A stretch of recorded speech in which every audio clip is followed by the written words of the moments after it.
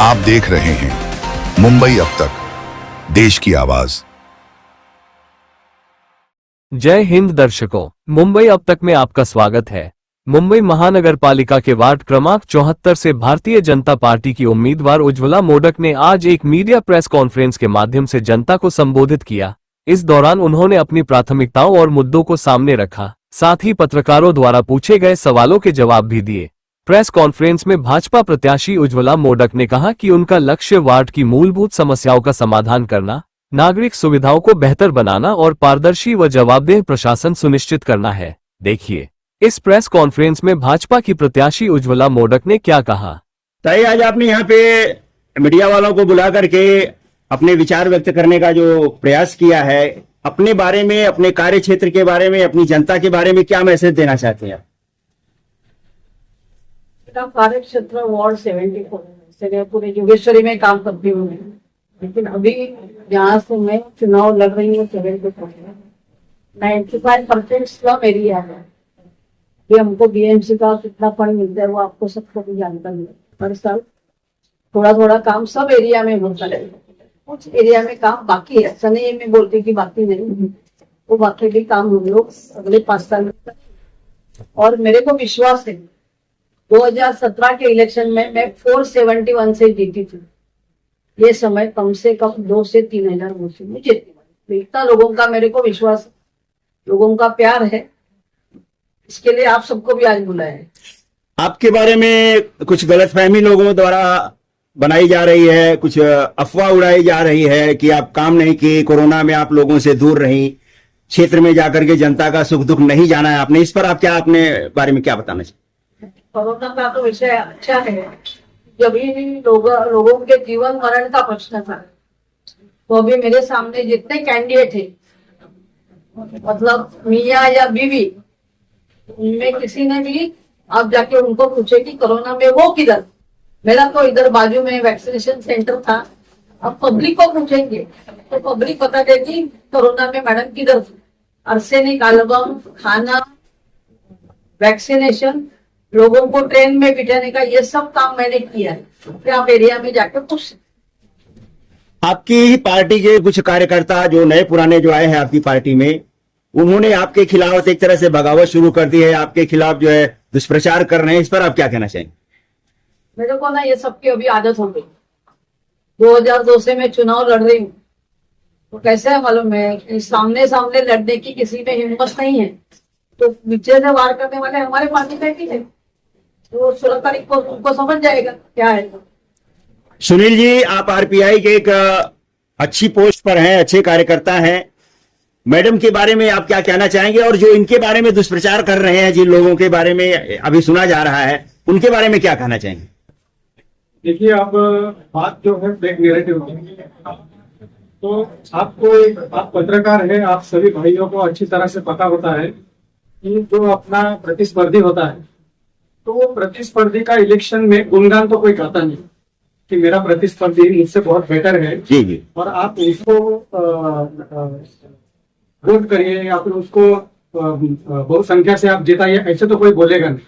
तो इसमें एक बेसिक वो लोग का एक फॉर्मूला होता है कि सामने वाले हमारे जो प्रतिस्पर्धी उम्मीदवार जो है, उनको किस तरह से हम उस पे एजुकेट करें, किस तरह से हम फेक नैरेटिव सेट करें जिससे उसको एक बहुत नुकसान हो। तो ये सारी बातें झूठी है।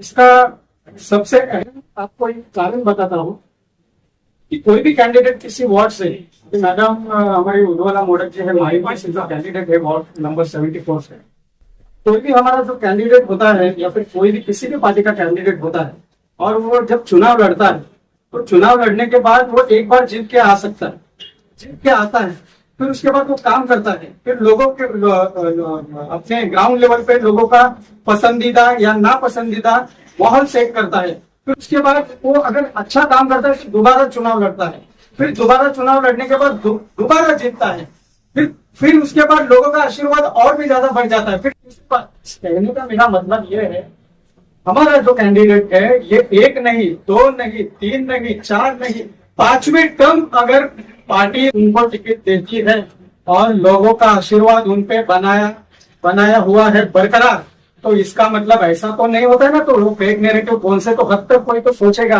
तो 5-5 बार किसी उम्मीदवार को पार्टी टिकट देगी और पार्टी टिकट उन्हीं को देगी ना जिनका नाम ग्राउंड लेवल पे हो। तो मैं ये सभी बातों को एक लाइन में संक्षिप्त उत्तर देना चाहता हूँ। ये सारी बातें झूठ है, ऐसी बातों को हम कीमत नहीं देते और ऐसी बातों पे हम ज्यादा चर्चा भी नहीं करते। इस इलेक्शन के प्रचार में हमारा फोकस सिर्फ काम और काम और काम और विकास, हमारा एजेंडा एक ही है। हम और अच्छी तरह से किस तरह से वार्ड में काम करें, अच्छी तरह से हमारे कार्यकर्ता वार्ड में किस तरह से काम करें। जहां पर मैडम नहीं पहुंच पाएगी वहां पे कार्यकर्ता जरूर, जैसे मैडम ने कहा, तो मैंने लगभग, मुझे लगता है हम कोरोना वॉरियर में मेरा भी एक नाम शामिल है। मुझे बृहन्मुंबई महानगर पालिका ने सम्मानित किया है सर्टिफिकेट से। तो हम लोग ऐसा जो ग्राउंड लेवल पे काम करते हैं, तो हमें कहाँ दिक्कत आती है तो हम मैडम जैसे ही लोगों को हम कॉन्टेक्ट करते थे। तो इसका मतलब ये होता है कि कैंडिडेट तो अभी इलेक्शन है, इसीलिए मैं कैंडिडेट बोल रहा हूँ। लेकिन जो किसी चुनाव क्षेत्र में जो व्यक्ति चुनाव जीतता है, उसके बाद वो वहां पर नहीं पहुंचता, तो उनके कार्यकर्ता गण जो होते हैं, जो उनको रिप्रेजेंट करते हैं। तो ऐसा कोई दिक्कत नहीं आई कि ग्राउंड लेवल पे सबका काम हो चुका है। और इससे एक अहम बात और एक बोलता हूँ, आपने तो एक चीज में मुझे पूछा, लेकिन उसके बाद और बढ़कर मैं एक जवाब देना चाहता हूँ कि इलेक्शन के बाद जो बृहन्मुंबई महानगर पालिका में जो भी कैंडिडेट चुन के आता है, तो उसके बाद उस कैंडिडेट का बाकायदा लीगली वहां पर एक बैठने का स्थान होता है, एक केबिन होता है। तो क्या मेरा ये सवाल है, जो व्यक्ती बोलता है मैडम आम्हाला येऊन भेटल्या नाही किंवा काय नाही, तो क्या उनमें से कोई आदमी मैडम के केबिन पे आया, कोई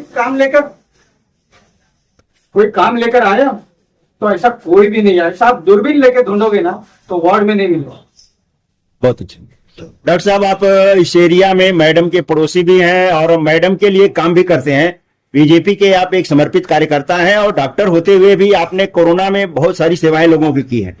कैसा अनुभव रहा है आपका यहाँ की जनता का, और मैडम के प्रति जो लोगों का नजरिया बदला जा रहा है उसके बारे में आप क्या कहना चाहते हैं?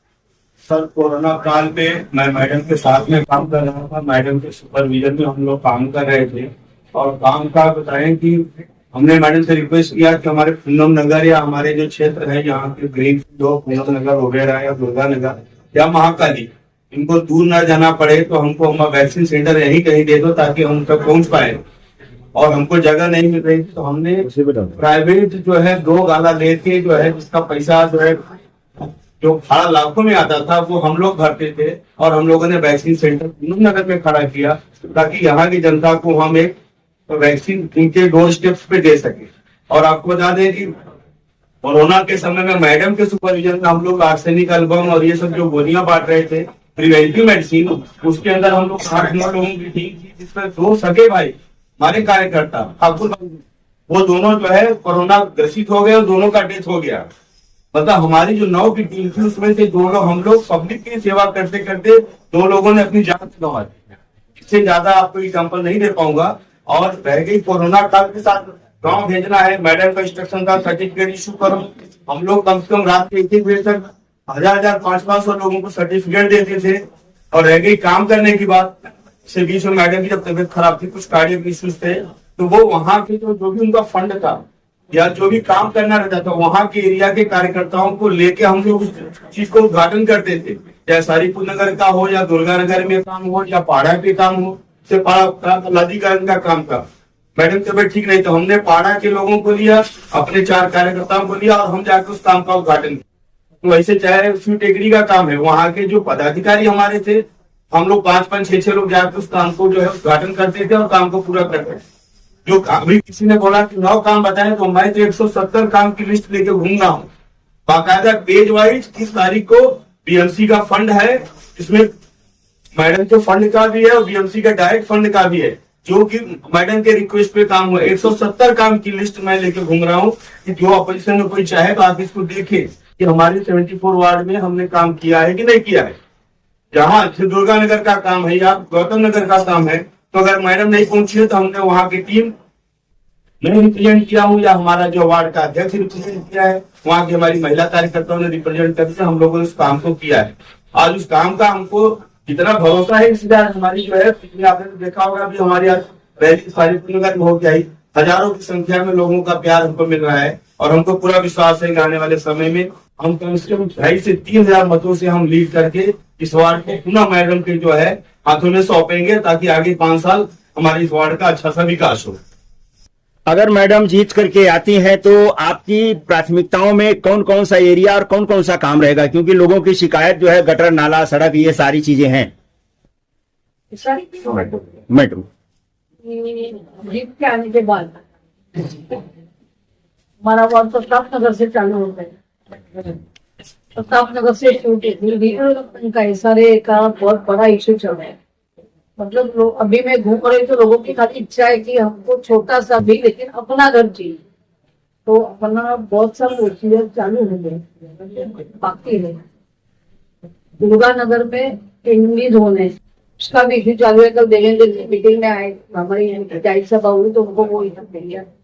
ऐसे मेजर एरिया में तो स्लम डेवलपमेंट का ही लोग बोल रहे हैं कि अभी हमको नाली कोगा गटर मत बनाओ, अच्छा घर दे।